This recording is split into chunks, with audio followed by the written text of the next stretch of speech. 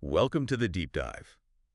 Today, we're plunging into something really specific, but super important for anyone dealing with English tests, Mm. the speaking module of the Oxford Test of English. Mm-hmm. Our source for this is a guide. It lays out the whole test structure and how they assess things, specifically looking ahead to 2025. Right. So our mission today, let's crack open this guide. We want to really get what the speaking test is about, its structure, how you're actually scored, and the key things for you to know, whether you're prepping for it or maybe just curious about this particular English test. Sounds good. So first off, the basics. The guide tells us straight away it's a one-on-one video interview. Yeah, live online. Live online, right? With an examiner through a secure platform. And it's meant to be around 12 to 15 minutes long, broken into 4 distinct parts. That live interaction, that's a pretty big deal, isn't it? It absolutely is. I mean, that format, it immediately makes it different from some other tests out there, doesn't it? Ones that might use recordings or automated systems. Yeah. A live interview, it's much closer to a real conversation, a proper interaction. Yeah. And it's incredibly valuable for checking how someone actually communicates in real time. You have to respond spontaneously. Okay, so let's really unpack this structure then, using the guide part by part. Like you said, 12, 15-minute video interview, one-on-one, live. And across these 4 parts, your score gets aligned with the CEFR, the European framework, B1 to C1. covering B1 right up to C1. Oh, and a detail the source mentions, which I bet a lot of candidates appreciate. Yeah. Results usually come back quickly, like within 48 hours. Yeah, that fast turnaround is definitely a bonus, especially if you've got deadlines breathing down your neck. But the real meat of it is those 4 parts. They sort of build on each other, designed to test different sides of your speaking, moving from, easy stuff to trickier tasks. All right, part 1. The guide labels this introduction and personal information. Think of this as the warm-up lap. The clear goal is just to break the ice, make you feel a bit more relaxed. But, strategically, for the examiner, it's the first real chance to hear you speak naturally, to see how comfortable you are with basic, everyday questions. And the guide lists the typical topics, things like home, family, daily life. Yeah, your studies if you're a student, hobbies, free time activities, things you know well, so you shouldn't feel too stressed talking about them. The source even gives examples like, what do you do in your free time? Or tell me about your hometown. Yeah. Pretty standard opening questions, Yeah, right? totally standard. But, and this is important, the insight from the source here is critical.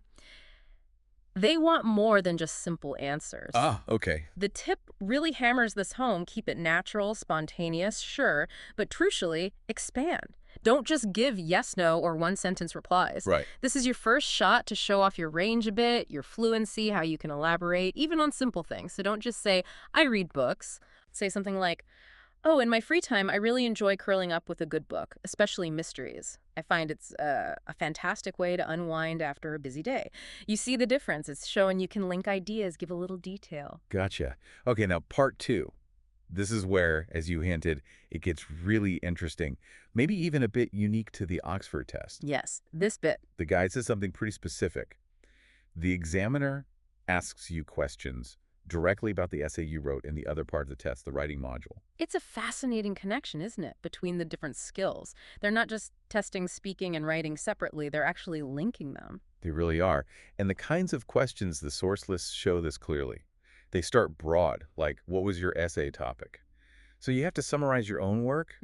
Recall and summarize. And then they really drill down into the specifics of your writing. Your actual choices. Exactly. Questions like, why did you choose this particular word in the introduction? Or how did you use this word in the first body paragraph? Yeah. I mean, they're really making you reflect on your own word choices, your structure. And what's so interesting there is how deliberate that link is. It's not just testing your writing as such, but your ability to discuss your writing. It tests those metacognitive skills, basically. Can you think about your own thinking? You're right. Your vocabulary decisions, how you organized it, and can you talk about all that clearly in English? It raises a really important question, I think.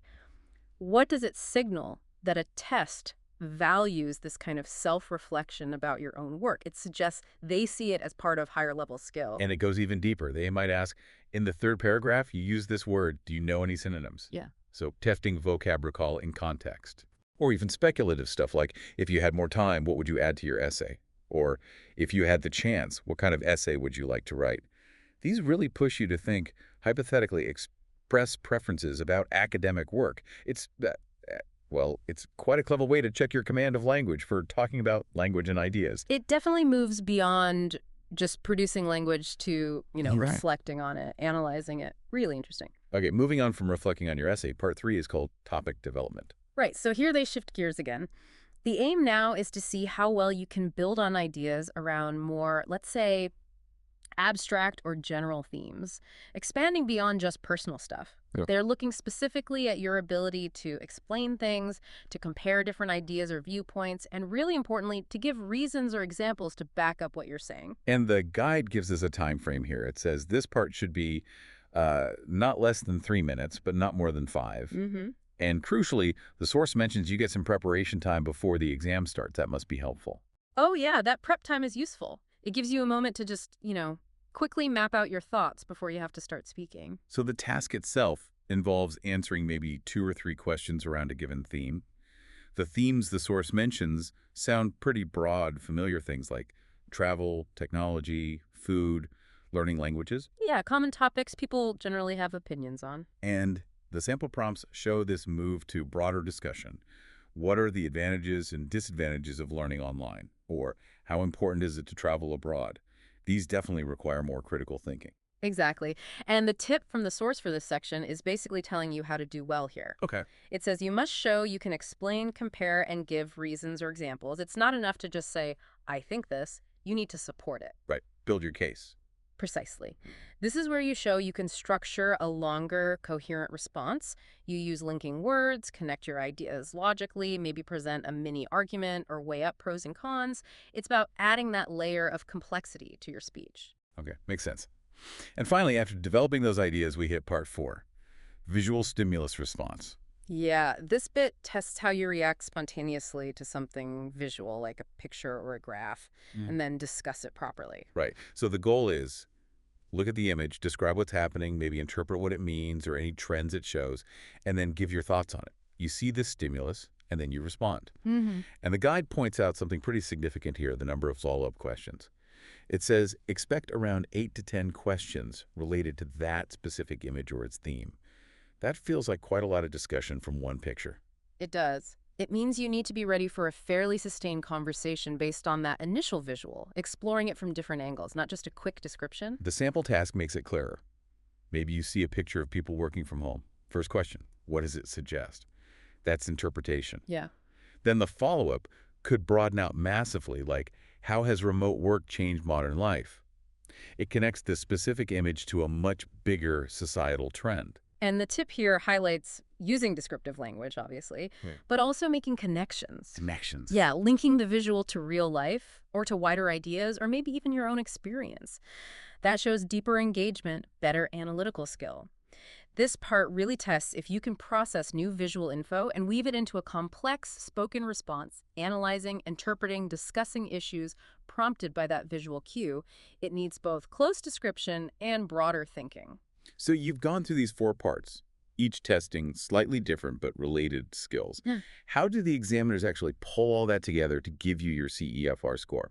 The source guide helpfully lists the key things they're listening for the assessment criteria. Right. These are like the lenses they use to view your performance across all 4 parts. They give you a framework for what good speaking means in this test. Okay, first one is fluency and coherence. The guide says this means smooth, logical speech, good flow, good transitions between ideas. Yeah, basically, how easily do you speak without tripping over words or pausing too much? And do your ideas hang together logically? Makes sense. Do your sentences connect? Do your points follow each other clearly? For a top level like C1, this means speaking quite effortlessly for extended periods, structuring complex thoughts really clearly, whereas maybe at B1 you might still hesitate a bit, pause to find words, and the connections might be simpler, but people should still understand your main message. Okay, next up, lexical resource. That sounds like vocabulary. It is. It refers to the range of words you use, and crucially, the appropriacy. Are you using them correctly in context? Not just having words, but using the right ones. Exactly. Do you have enough words for different topics, personal to abstract, and do you use them well? Maybe using varied vocabulary, some idioms, less common words accurately. A wider, more appropriate vocabulary lets you be more precise. Like instead of just saying good, can you use beneficial or advantageous or impressive, depending on what you mean? Got it. Then there's grammatical range and accuracy, so the variety of grammar you use and how correctly you use it. Right. Can you use simple sentences? Sure. But also more complex ones, different tenses, passive voice, clauses, that sort of thing. And the accuracy bit means, well, making fewer mistakes that might confuse the examiner. Hmm. At higher levels, they expect a wider range of complex structures used with very few errors. It's about showing you've got good control over English grammar. Pronunciation is also key, it says. Clear speech, correct stress, and intonation. Basically, can the examiner understand you easily? That involves saying sounds clearly, stressing the right syllables and words, and using the rise and fall of your voice intonation effectively. To show meaning and engagement. Yeah, like your pitch going up for a question, or Mhm. using tone to show enthusiasm or doubt. You don't need a native accent, not at all, but your pronunciation has to be clear enough for good communication, especially over video. And the last one, interactive ability. How well you engage with the examiner, like a conversation partner. This is really important for a live interview format. It means responding naturally, not just giving mini speeches you prepared. It involves listening, maybe asking for clarification if you need it, building on what they say, sometimes taking the initiative, just keeping the conversation flowing. It shows you can actually participate in a two-way chat, which is, what the test is. That makes sense. So if you step back and look at those 5 criteria together, fluency and coherence, lexical resource, grammar, pronunciation, interaction, they really cover the essentials of effective speaking in a holistic way. Hmm. It's not just about knowing words and rules, it's about putting it all together smoothly, correctly, clearly, and engagingly. They're checking if you can use English for real communication. Okay, so based on how you perform against those criteria across the 4 parts, you get a score. Yeah. And the guide gives these indicative CEFR levels based on the scores, right? So you know where you fit on that international scale. Exactly. It provides clear benchmarks. According to the source, a score from 0 to 24 is below B1. Right, the starting point. Then the B1 level is between 25 and 39 points. Okay. B2 covers the range 40 to 59. A significant jump there. And then C1, the highest level this particular test seems to target in the guide, is 60 to 70. So, fairly clear bands. Yeah, so once you get your score report, you can see exactly where you fall based on these ranges from the guide. Now, for anyone actually thinking about taking this test, the guide doesn't just stop at structure and scoring. It gives some really practical preparation tips tied directly to these parts we've discussed. Yeah, and these tips are gold dust, really, because they're tailored specifically to this test module. They show you how to practice the exact skills they're looking for. Okay, first tip seems pretty straightforward. Practice answering personal and academic questions out loud. This hits parts 1 and 3 directly. And the out loud part is so important. It's totally different from just thinking the answer or writing it. You've got to train your mouth and brain to actually produce spontaneous speech fluently, coherently on different topics. Right. Another great tip, record yourself speaking, then listen back and evaluate your own fluency and clarity. Oh, that's invaluable. It gives you objective feedback. You might think you sound fine, but a recording can suddenly reveal all the ums and ahs, or maybe repetitive phrasing or pronunciation glitches you just didn't notice. It helps you pinpoint exactly what to work on. Maybe it's fluency, maybe coherence, maybe pronunciation. The guide also suggests using different platforms for practice. It mentions things like BBC Learning English, TED Talks, even IELTS speaking apps, I guess because they have relevant material. Yeah, those resources offer real-world English examples and often have structured exercises that match the skills needed, like discussing current topics or analyzing viewpoints. That's great practice for parts 3 and 4 especially. And to build that all-important lexical resource, particularly for abstract topics, the guide recommends reading articles and then practicing expressing your opinions about them. That's a fantastic method. You encounter good vocabulary and context, and then you actively try to use it yourself when talking about complex ideas. It directly helps with topic development and the stimulus response parts where you need to talk about broader themes.